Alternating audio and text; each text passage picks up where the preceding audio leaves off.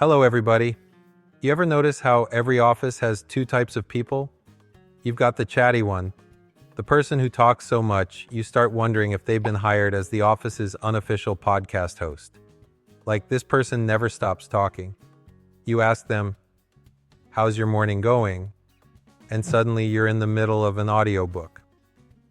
Well, let me tell you, I woke up at 6 a.m., got a coffee, spilled it all over my shirt. Then I had to go back inside and change, but then I forgot my keys, so I had to call a locksmith. And you're standing there, wondering how you went from a simple, "How's your day?" to a whole best-selling memoir. I didn't ask for this much drama, Karen. And then, on the other side, you've got the quiet one. The one who communicates like they're in a secretive spy movie. You ask them, "Hey, how's it going?" And they just stare at you. And you think, okay, maybe they didn't hear me. So you ask again, "How's it going?" And they're still just staring. Like they're trying to send me a telepathic message. What's happening here? Is this a test? Are you trying to communicate with your eyes? Is this some deep philosophical silence? It's like working with two completely different creatures. On one hand, you've got a live podcast, constantly talking, sharing every single detail of their life, whether you asked for it or not. On the other hand, you've got a person who communicates exclusively in emoji. Like, that's it. You could ask them, "Do you want to go grab lunch?" And you get, "What does that mean? Is that a no? A maybe? Are you trying to tell me the pizza is broken? I don't know." And let's talk about how both extremes are equally exhausting. The talker? Oh, they'll talk about their dog's day like it's the most important thing in the world. "So my dog Max, he went to the vet yesterday. And guess what? The vet said he's overweight. Can you believe it?" And now I'm like, should I switch his food? Should I take him to the dog gym? I'm just standing there like, I didn't even ask you if your dog was real, Karen. I just wanted to know if the printer's working. On the other hand, the quiet one is even worse. You ask them, "Hey, did you see that game last night?" And they just look at you like you've asked them to solve a Rubik's Cube. You try again. "It was crazy, right?" And you get nothing. Not a word. Not even a nod. You're left questioning your existence. Did I say something wrong? Should I just leave? Is this silence the office version of a slap in the face? It's like trying to talk to a stone wall, but with extra judgment. You say, "It's a beautiful day outside," and they look at you like you've just insulted them in ancient Greek. You start to wonder, am I the problem? Is everyone else in the office secretly in on some joke that I'm just not getting? And then, oh, the ultimate battle, when these two extremes collide. The chatty one is talking your ear off, telling you about their entire grocery list, and suddenly they turn to the silent one, asking, "Hey, what do you think of this new idea I had?" And the silent one just gives them that look, the look that says, "I am not engaging in your madness today." And then the chatty one gets offended like, "What? You don't like my idea? You never say anything." And you're just sitting there thinking, I don't think they can say anything, Karen. I think they're a human emoji at this point. It's like having the office's own talk show on one side and then a person who acts like they've taken a vow of silence on the other. You want to hear about what's going on in the world, but one person's talking too much, and the other person's giving you nothing but dead air. The silence is deafening. It's a tough gig, man. And let's not even talk about when these two people get paired together for a project. The chatty one is all over the place, coming up with 30 ideas per minute, while the quiet one is sitting there like a statue, looking like they've been placed there by an ancient civilization. It's like the perfect recipe for absolute chaos, or just a lot of uncomfortable pauses. So what's the solution? Is there a balance? Do we need some middle ground between talks too much and says nothing? I mean, I love a good conversation, but sometimes I just need a little peace and quiet. Let's find that sweet spot where we talk enough to get things done, but not so much that we have to hear about your cat's diet plan. You ever work with that one person who never stops talking? You ask them the simplest question, and suddenly you're trapped in their life story. It could be something as innocent as, "Hey, what time is the meeting?" And then it's like, bam, you're hit with a 45-minute saga about their entire weekend. Well, let me tell you, I woke up at 6 a.m. on Saturday because my neighbor's dog was barking. I swear that dog is like a tiny chainsaw. So I got up, went to Starbucks, and I ordered my usual, which, takes forever because I don't know if you've ever been to a Starbucks, but the barista is always so judgmental about your coffee order. And I'm standing there like, I don't care, Steve. I just need to know if the meeting is at 3 or 3:15. And then it keeps going. So I took my coffee to the park. It was so nice out, except there was a guy there doing yoga, right?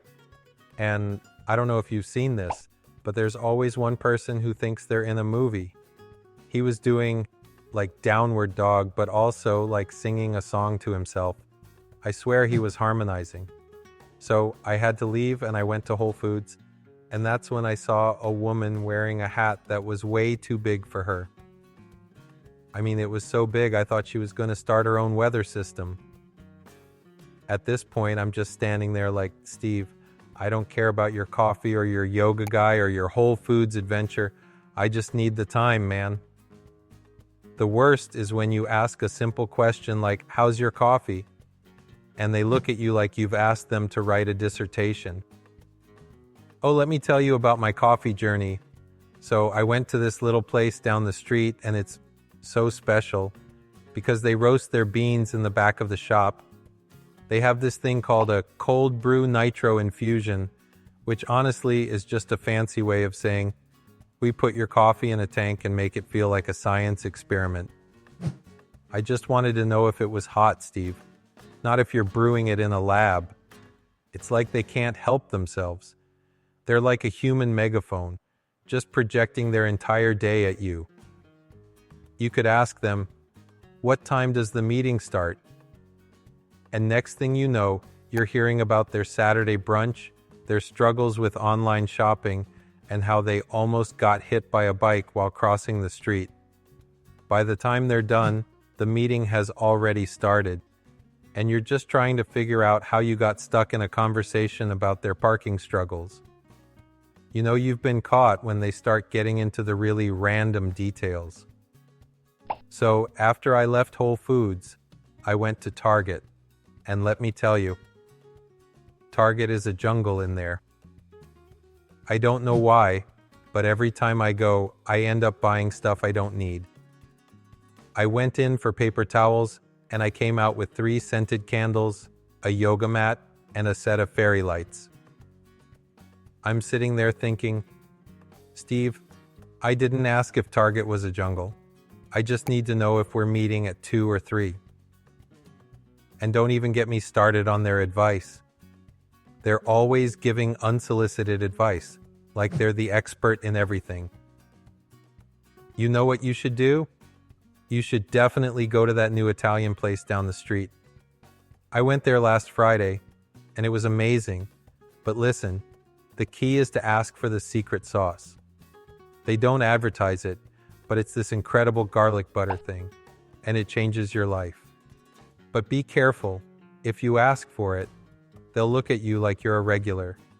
And you don't want to be a regular at an Italian restaurant in the first 2 weeks, because that's when they judge you the most. I didn't need a new life strategy for Italian restaurants, Steve. I just need to know when the meeting starts. And here's the kicker. When you try to break free from the conversation, it's like they sense it, They'll throw in a final thought just to keep you locked in. Oh, and by the way, have you ever tried pineapple on pizza? I know, it's controversial, but I just had it last night and it's so good. You have to try it. Just trust me. No, Steve. I'm not trusting you with my pizza choices right now. I'm just trying to get out of here with my sanity intact. At the end of the day, you've been stuck in a conversation for 20 minutes. Your entire afternoon is gone, and all you wanted to know was, what time is the meeting? It's like you've accidentally signed up for their personal podcast, and you're their only listener. And you can't even escape because just like a podcast, they've got episodes. Each conversation gets more absurd. So, I'm thinking about going to the Grand Canyon next month. No, Steve, we are not doing this. I just wanted to know if I should bring a notebook to the meeting. You ever work with someone who just over-explains everything? I mean, everything. You ask them the simplest question, and suddenly you're getting a 30-minute TED Talk on something that could have been answered in 2 words. It's like they're not just telling you what's happening, they're telling you their entire journey to get there. Like you ask, hey, can you help me with the printer? And they're like, oh, the printer. Yes, let me tell you about that. So, first of all, I had to turn it on, but it wasn't turning on, right? So I thought, okay, maybe it's a power issue.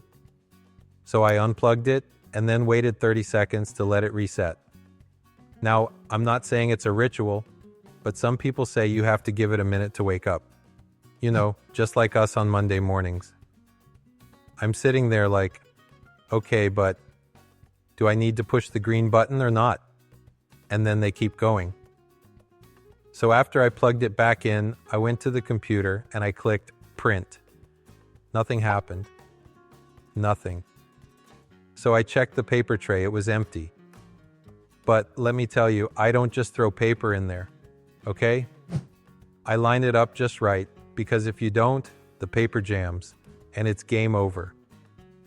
The whole day is ruined. And I'm sitting there thinking, did you need to tell me about the paper alignment? Did you need to tell me about the printer's emotional state this morning? I just needed to print a document in 30 seconds, Karen? But wait, the over-explainer doesn't stop there. They want to give you every single detail. You could ask them, how's your coffee? And next thing you know, you're getting a breakdown of their entire coffee-making routine. Oh, my coffee? Well, let me tell you about that. I grind the beans myself, none of that pre-ground nonsense. I measure it out precisely with a scale because, trust me, the ratio of coffee to water is critical. Then I pour the hot water in at exactly 94 degrees Celsius. Not 93, not 95, 94. And I stir it gently clockwise for 30 seconds. Did you need to know the exact angle at which I stir my coffee? I mean, it's important. I'm just standing there like No, I did not need to know any of this. I just asked if your coffee was good, Karen. And it's not just the big stuff. Oh no, the over-explainer will hit you with the same level of intensity for the simplest things. You need to print that document? Oh, that's easy. Let me tell you. First, you have to make sure the printer is connected to the Wi-Fi. If it's not connected to the Wi-Fi, it's like trying to make a sandwich without bread. It doesn't work, right? So I checked the Wi-Fi and then, wait for it. The printer started making that noise. You know that noise it makes when it's about to do something it doesn't want to do? It's a high-pitched sound, like it's screaming for help. And I'm sitting there thinking, Karen, I didn't ask about the printer's existential crisis. I just needed the printer to do its job. But what really gets me is when the over-explainer tries to involve you in their entire thought process. Like, let's say you need to do something simple, like change the batteries in the remote. You go, hey, do you have any spare batteries? And they're like, oh, batteries? Let me tell you about that. First of all, you need to consider the type of battery you're using. Is it alkaline or lithium? because lithium batteries last longer, but they're a little more expensive. But here's the thing. Sometimes you're just better off with good old-fashioned AAs, you know? I always keep a pack in my drawer because trust me, if you wait until the remote dies to buy batteries, you're too late. You'll end up getting stuck watching that one show you don't really want to watch while you wait for the delivery. I'm like, I didn't ask for a battery lecture, Steve. I just need to change the batteries, not change my life. It's like they think that everything they do is a life lesson. No matter how mundane the task, they've got an elaborate story about it. You could ask them, do you know where the stapler is? And they'll be like, oh, the stapler. Yeah, I do. Let me tell you about that. So first of all, you need to understand that staplers are very delicate creatures. If you just throw paper into them, they'll jam every time. But you know what? It's not just about the stapler. It's about the right stapler for the job. There are heavy-duty staplers, and there are the cheap, flimsy ones. You ever use the cheap ones? The ones that bend the staples? Hate those. You can't just use any stapler for every task. It's about knowing your stapler. And I'm like, it's just a stapler, Karen. I just need to staple this paper, not create a stapler museum. And at the end of all this, you've been trapped in a 20-minute monologue about the most insignificant tasks, and all you wanted was a simple answer. You didn't need to know about the exact angle at which the stapler should be used, or the mental state of the printer, or the complex coffee-making ritual. But somehow, you've gotten a master class in office equipment and coffee culture, and you're just sitting there like, please, just tell me how to press print, Steve, please. You ever work with that one colleague who is like the ghost of the office? You know the type, the one who doesn't say a word all day long, and by the end of the week, you're starting to wonder if they're even real. I mean, you've seen them in the office, but you're not sure if they're some kind of hologram or just a figment of your imagination, like they might as well be a poltergeist with how little they interact with anyone. You'd walk by their desk and it's like they vanish into thin air. Wait, was Karen here this whole time, or did she just appear out of nowhere for the 3:30 meeting? And when you try to speak to them, it's like pulling teeth. You ask, hey, how's your morning going? And they just shrug. What's with that? You're just trying to get a conversation started, and you get an answer that looks like it came straight from a zombie. How's your day? Shrug. Fine. That's it. Fine. Not even great or good. Just fine. They might as well be wearing a sign that says, I'm here, but I'm not really here. But the best part is when you try to break the silence with something personal, like, how was your weekend? And they just hit you with a single word answer. Fine. That's it. Fine. You ask them about their whole weekend, and you get one syllable. Do you know what you do when you hear fine? You immediately assume the person is either in witness protection or secretly a spy and cannot share any details like, oh, your weekend was fine? What did you do, Karen? Take a trip to the Bermuda Triangle? Was that fine too? And it gets even weirder when you walk by their desk and realize nothing on their computer is ever changing. Their screen is just staring back at you, like they've got this frozen existential screensaver that's just stuck on the same page for weeks. You start wondering, are they even working? Is that their strategy? Just let their screen time out and hope no one notices? You walk by and they're sitting there staring into space, like they're at the office version of a meditation retreat. You can't even figure out what they're doing because every time you ask if they need anything, it's like they've taken an oath of silence. Hey, can I get you something from the break room? And they just look at you, shrug. That's it. No, thanks. No, sure. Just shrug. They might as well be holding up a sign that says, I'm here for the paycheck, but not the conversation. And when it comes time for meetings, they're like a ghost who materializes at exactly the right moment. You didn't see them for hours and suddenly, they're there. They just appear. You'll be in the middle of a conversation and all of a sudden you hear, "Yes, I agree." Wait, where did you come from? Were you listening to this whole thing?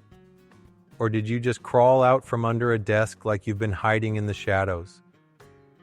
I honestly think they have a secret underground lair where they wait for the exact moment to offer up their one sentence. And the best part is when the meeting ends and you're like, "All right, so that's the plan, right?" And they look at you, shrug, and say, "Sure." What? Just sure? Like that's their contribution for the entire meeting? You could have replaced them with a magic 8-ball and gotten the same response. Will the plan work? Sure. Thanks, Karen. I feel so much better now. And don't even try to get them to make small talk at lunch. You sit down with them in the break room and you think, "All right, here we go. I'm going to break the silence. We're going to bond." You go, "So do you have any big plans this weekend?" And they just stare. And I'm thinking, oh no, did I break them? Is this how they respond to human interaction? Then, out of nowhere, they drop the classic one-word answer, "Nope." That's it. No elaboration, no explanation. Nope. And now, you're questioning your whole life like, did I just ask the wrong question? Are they secretly a robot that's malfunctioning? And it's always the same thing. It's never deep. They don't get philosophical. They don't talk about their hobbies, their interests, or anything interesting. It's like talking to a blank wall that occasionally moves, and that's the worst. I mean, how do you work with someone for months and still not know a single thing about them? What are they doing in the office? Is this an undercover mission? Are they spying for the silent team? Or are they just waiting for the clock to hit 5 so they can ghost out of there and disappear into the night? Honestly, after a while, I start to wonder if the silent one actually has powers. Like, do they exist in multiple dimensions? Can they teleport? Is there a secret office portal I don't know about? They just vanish into thin air as soon as the clock strikes 5, and you're left wondering if you're still stuck in some kind of weird dream. The silent one. The person who might just be an enigma wrapped in a mystery, and all we know for sure is they really don't want to talk to you. You ever be in one of those conversations where it just dies? Like everything's going okay, then suddenly, poof, awkward silence. And you're sitting there staring at each other thinking, is it me? Did I say something? Do I need to apologize for breathing? It's like you're both trapped in some kind of invisible bubble, and neither one of you can figure out how to pop it.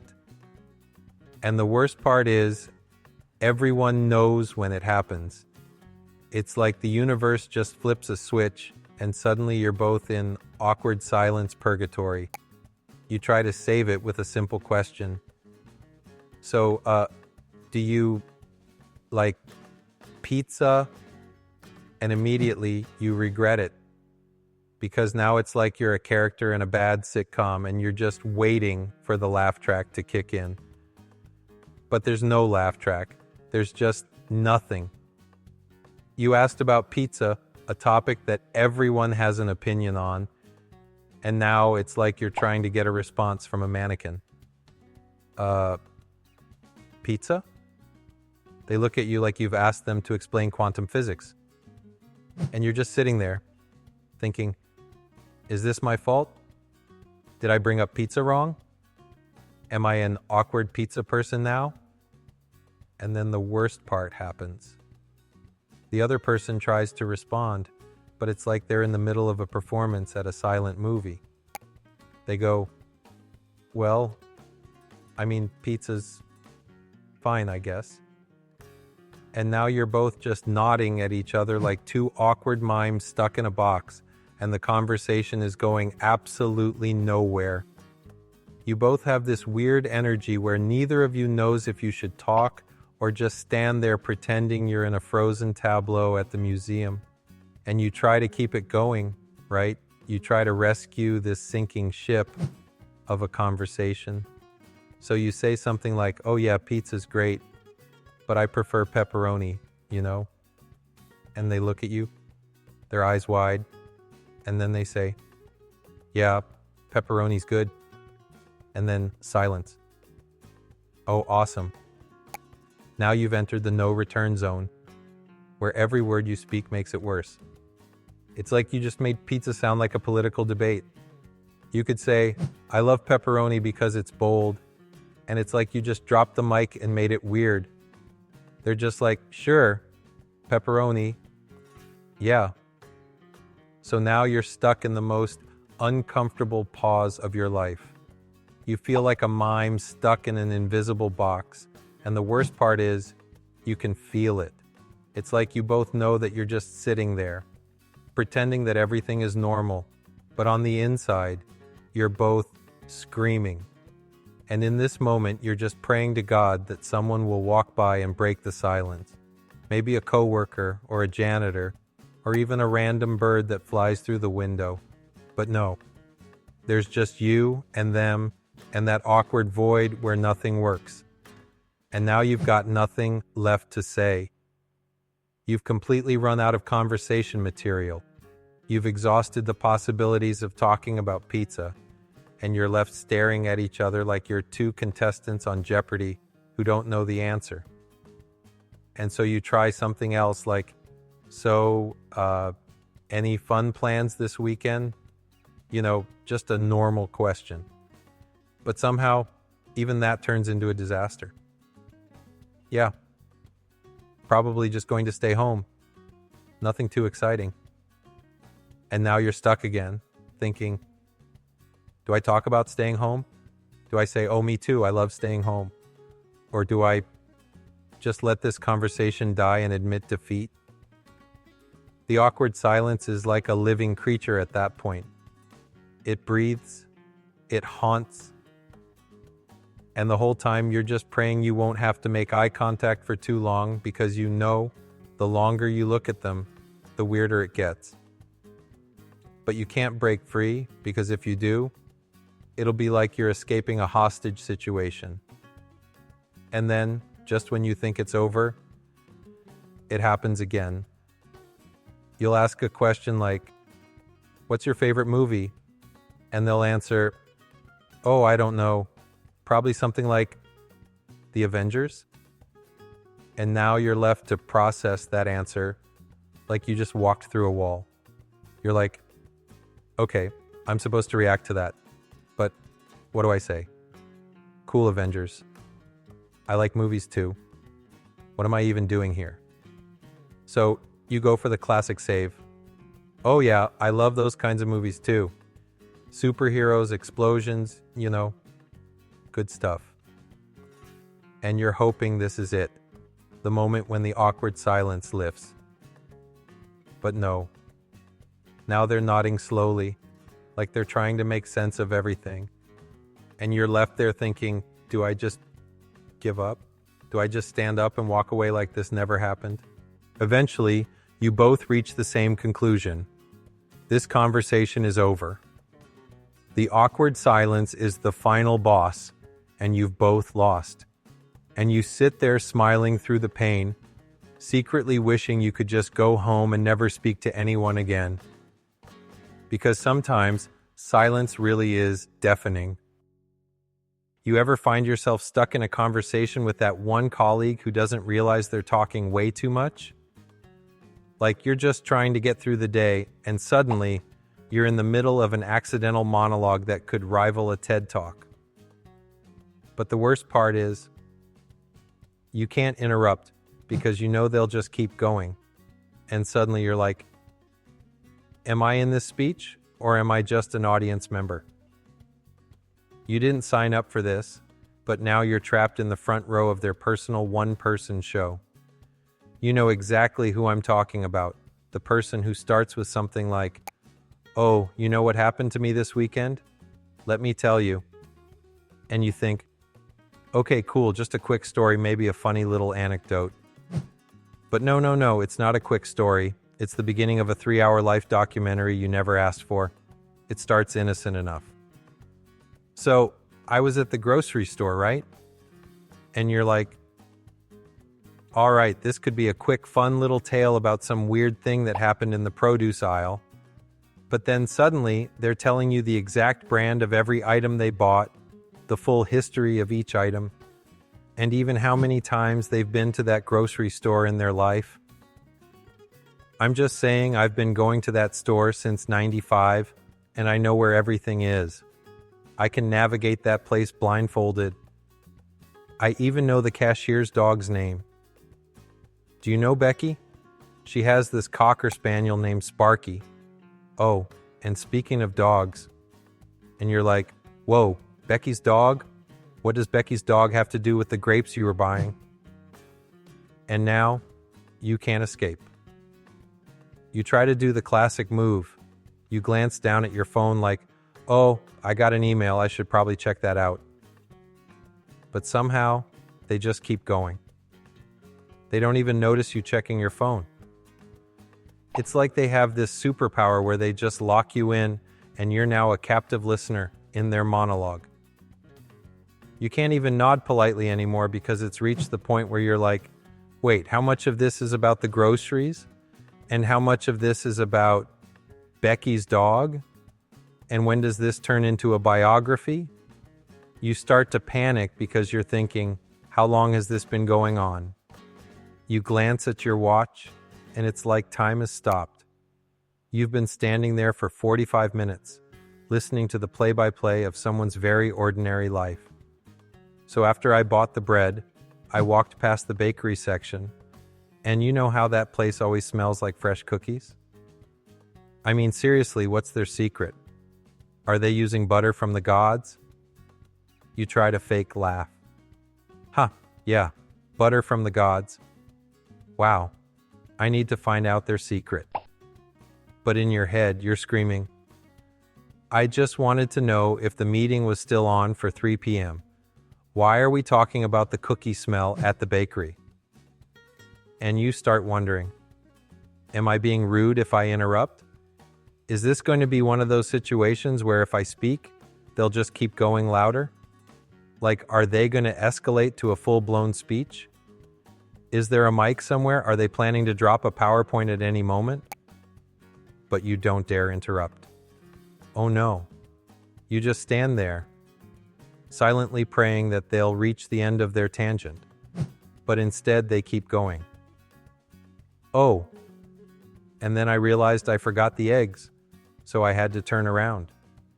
You ever been halfway to the checkout and you forget the eggs? It's like your whole world comes crashing down. It's just eggs, right? But it feels like everything falls apart in that moment. So I went back, grabbed the eggs, and did I tell you I met someone in the dairy section? I don't know if you've met Frank before. Frank works in the deli department, and he's got this new tattoo of a cow. And now you're just staring at them, thinking, what is happening to my life right now? You try another strategy. Maybe smiling and nodding will work. Maybe if you just look interested enough, they'll speed it up. So you smile and nod like you're invested in the riveting tale of Frank's tattoo, and the next thing you know, they're describing the exact angle at which Frank got the tattoo and how the tattoo artist didn't get the shading quite right. And now you're being led down a rabbit hole of Frank's entire tattoo journey. You didn't even know Frank had a tattoo. Meanwhile, your brain is screaming, how did I get here? You try to space out a little, maybe zone out on the office plant in the corner, but no. They catch your eye, and they're back with, so I went home, and that's when I decided to reorganize my whole closet. Now you're about 90% sure they're telling you about their entire closet, but it's too late to escape. You've already invested so much time into this story that if you cut them off now, it would be rude. But if you stay, you're pretty sure you're going to learn more about someone's laundry habits than you ever cared to know, and you just keep waiting for them to finally wrap it up. But it's like they're getting more excited with every passing minute. And then I put on my favorite hoodie, and you won't believe what happened next. At this point, you're thinking, what happened next? Did you invent a time machine? Did you start a revolution? Or is this just about your hoodie? And then, thankfully, they finally finish with, so yeah, that was my weekend. Pretty crazy, huh? And you're just standing there like, did we just go on a journey? I don't know what happened, but I'm both exhausted and fully informed about your grocery shopping, Frank's tattoo, and your closet reorganization. I'm honestly not sure if I should clap or leave. It's like you've survived a one-person TED Talk and all you wanted was a normal conversation. But hey, at least you learned something today. Like, apparently, Frank's tattoo is the most important thing happening in the world right now. You ever work with that one colleague who's like a human version of a one-word answer? Like they respond to everything with just yep, nope, or okay. And you're sitting there thinking, am I talking to a person or a malfunctioning robot? Seriously, you could ask them the most basic question, and it's like you're filling out a survey rather than having an actual conversation. You ever try to ask them something simple like, hey, do you know if the meeting's at 3 or 4 today? And they hit you with a, yep. What do you mean, yep? Are you confirming the time? Or are you just agreeing with the fact that you're alive and in the office? Is this a time-sensitive question? Or is it just an existential comment on the nature of existence? You gotta clarify, because that yep is not enough to build a schedule on. And you can't even get mad, right? Because you're not sure if you're talking to them or just having a chat with the air conditioner. It's like you're trying to have a conversation with someone who thinks they're in a game show and the answer is just one word and you win. So you try again. You're like, okay, but did we confirm the time for the 3 p.m. meeting? Is it still on? And they hit you with another one. Nope. Just nope. Like, okay, now I'm really confused. Are you saying we're not having the meeting at 3? Or are you just denying the fact that I even asked? Am I in some sort of quiz show where the goal is to answer with the least amount of effort possible? Are we both playing a game of who can have the least helpful response? Because if so, you're winning, but it's not a game I signed up for. And you try to switch it up, right? You want to get a little creative. You ask something like, do you think the presentation looks good? And they hit you with, okay. And you're like, okay, that's it? That's all you got? What does okay even mean? Are we agreeing on something? Are we moving forward? Or are you just mentally checked out and hoping I stop talking so you can go back to your game of Minesweeper? It's the ultimate tease. It's like you're hoping for a conversation and you get less than nothing. They're like the human equivalent of someone texting you K. You know they're there, but you're just left hanging with no context, no depth, no actual response. It's like trying to have a deep conversation with a rock. You want it to talk back, but it just stares at you. And you're like, okay, well, I guess I'll just interpret that yep as approval for everything. I guess it's all good. The world's going great. The meeting's at 3. Yep, nope. Okay. And the worst part? When you try to ask them something that actually needs a bit more than one word. Like, hey, can you explain the process for submitting the report? And they just hit you with a, yep. Wait, that's it? How am I supposed to work with this? Should I submit it to the internet? The fax machine? A pigeon? What exactly am I supposed to do with yep? Should I take that as a go-ahead to just guess the process and pray for the best? And you can't even get upset because they're not rude. They're just minimalists. They found a way to live with the least effort possible, and they're winning at it. It's like they're on autopilot all day. But you're over here trying to have real conversations like a normal human being. You're out here trying to connect, and they're just there. Yep. Nope. Okay. And you're like, great. Thanks for the input. I'll just go ahead and plan my entire life off of this one word. But no matter how hard you try, they're just not having it. The worst part is when you really need them to give you more than one word. Like when you're asking for feedback. You know the classic, hey, did you get a chance to look over that report?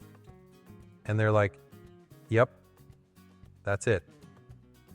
And you're just standing there waiting for the next part key. The part where they say, looks good or could use some work. But no, just, yep. At this point, you start thinking, am I talking to a colleague or am I talking to the office wall? Because I swear, the wall gives me more feedback than this person. So now you're just wondering if this is a strategy, right? Like, are they playing a game of how little can I say? Or is this some kind of Zen thing where less is more and they're secretly enlightened while you're over here giving them all your energy like you're the one doing all the work? You start questioning everything. Is this the future? Are we all going to just communicate in one-word answers? Am I missing some kind of silent wisdom? But for now, you're stuck. Stuck with your yep, your nope, and your okay. Like you're trapped in a low-budget sitcom where every conversation is cut short before it even gets started. Maybe one day they'll learn to add a little spice to their responses. But until then, all you can do is pray for a miracle or a second word.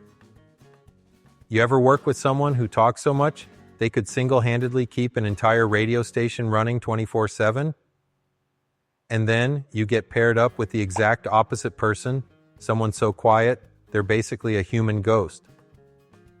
I'm talking about the silent one, and suddenly you're stuck with the two extremes. It's like being in the middle of a scream fest and a silent retreat at the same time. It's chaos. Or, well, it's silence. The world may never know. I had this happen once, right?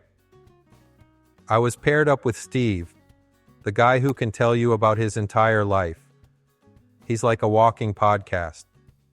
You ask him what time it is, and by the time he's done answering, you know the exact weather in each country he's been to and what he had for breakfast in 2007. But my partner? Oh, my partner was like the office mime, the kind of person who could stand in front of you and communicate solely through a shrug. So what do you get when you put a talking machine with a silent ninja? It's like putting a talk show host with a mime. It's a disaster waiting to happen. You know it's bad when your conversation feels like it's being run by two completely different radio stations. One's broadcasting 24/7, nonstop, while the other one's got a stationary signal. You're not even sure if it's still on. So I'm trying to start the project with Steve. And I'm like, hey, what do you think of this plan? And Steve, of course, goes on for about an hour. We'll see, if we start with the first task, and then move to the second one, and then the third one, and then we could, and my partner? Just sitting there. No answer. Like, are they even real? Or am I stuck in some sort of alternate reality where people just vanish after a few words? And then Steve starts looking at the quiet one like they're supposed to add something to this discussion. You can see it in his eyes. He's like, come on, man, throw me a bone here. Just say something, anything. But nope, not a peep. The most you'll get is a head nod. You know what that means? Absolutely nothing. because it's not even a real answer. A head nod could mean, yeah, I agree, or I don't know, my cat just knocked over my coffee and I'm thinking about it. So I'm over here trying to steer this conversation, bouncing between Steve's never-ending monologue and the silent treatment from my partner. And it's like the worst podcast episode ever. Imagine trying to host a talk show and your co-host just stands there in a mime outfit, pretending to be stuck in a box. It's like I'm throwing out questions, but instead of a response, I just get awkward shrugs, or even worse, the occasional, We try to make a decision, and I'm like, all right, what are we doing for step 1? And Steve's off again. Well, we could do this, or we could do that, and we could even... And the silent one's still just sitting there, staring at me like they're trying to communicate in Morse code with their eyes. You start questioning your life choices. Are we supposed to read the silent one's mind? Are we on a secret mission where words are too powerful and silence is the key? Maybe they're on a spiritual journey that I wasn't invited to. Then, of course, Steve keeps going. He's got a whole speech prepared for every decision. I think we should go with plan A because, and you can see the mime over there, just blinking slowly, like their eyes are saying, help me. And I'm like, are you okay? Do you want to say something? And they just give me that look that says nothing and yet everything at the same time. It's like I'm trying to get a response from a brick wall, a very, very silent brick wall. It's like this meeting is a game show that no one wants to play. Steve is desperately trying to involve the silent partner in the conversation, but the only thing they offer is an awkward silence that could probably stop time. And I'm just sitting here wondering, do I have to be the middleman between the two of you? Is that my role now? A translator for the loud one and the quiet one?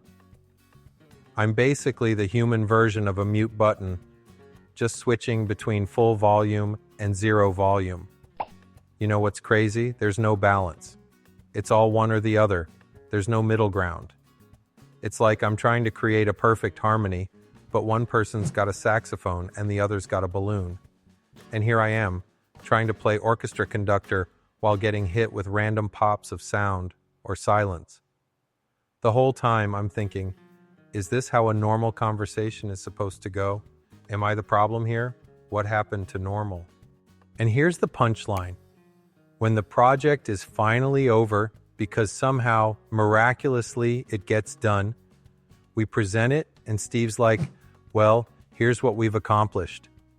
And the silent one just nods. Not even a yep, just a silent nod. And you're left thinking, did we just create a masterpiece or a total disaster? Was I part of the process, or am I just an observer in the world's quietest talk show? It's like I'm living in some alternate reality, and all I wanted was a simple team project. But now, I've got Steve trying to host the world's longest podcast, and my partner's over here, being the world's most committed mime.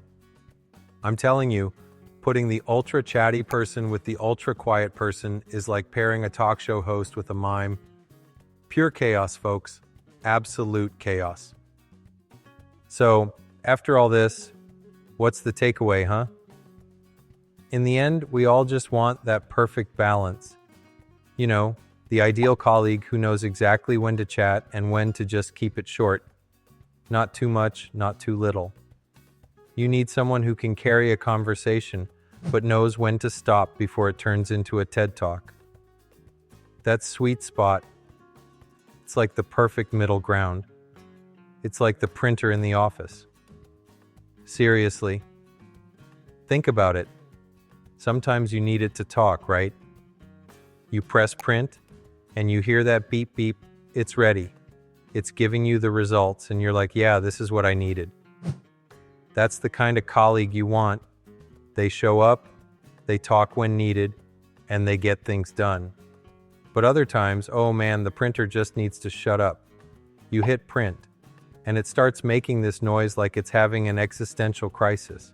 It sounds like it's printing your soul out, one paper at a time. You're sitting there like, buddy, I just need a document, not your entire emotional journey. That's the balance we want, right? We want that colleague who knows when to contribute and when to give you a break. The kind who doesn't give you the life story every time you ask about the weather. Like, hey, how was your weekend? And they're like, well, it all started Friday when I took a left turn instead of a right. Oh, we get it, Steve. You're interesting. But sometimes I just want a simple good. You know what I mean?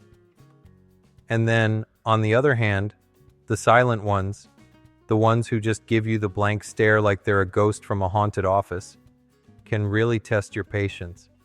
It's like, come on, buddy. I don't need you to talk my ear off, but hey, how's it going once in a while wouldn't kill you. You don't have to act like a human paperweight. But really, we're just looking for that happy medium. The person who speaks when they need to, who gives you a nice casual chat, and then knows when to just let things be.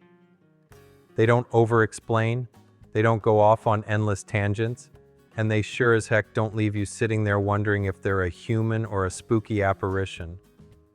It's like this office environment, right? We all need that balance.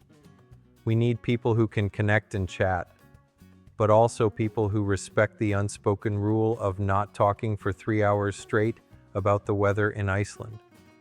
I'm sorry, Steve, but you've just crossed the line from casual chat to weather historian. And I'm telling you, once we find that balance, it's magic. The office becomes the dream team. You've got the chatty ones who know when to dial it back, and the quiet ones who speak up when it matters. It's like the perfect symphony. No one's playing too loud, no one's too quiet. Everybody's in harmony. So, next time you're in the office and you find yourself thinking, man, I wish Steve would just shut up.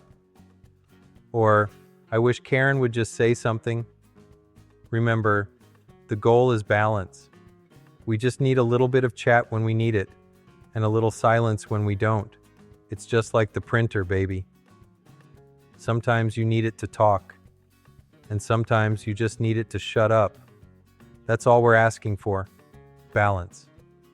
Not too much, not too little.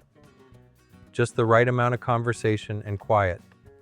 Like we're all just trying to get through the workday without losing our minds. And if we can find that balance, well, folks, we'll all be living the office dream. That's my time, thank you.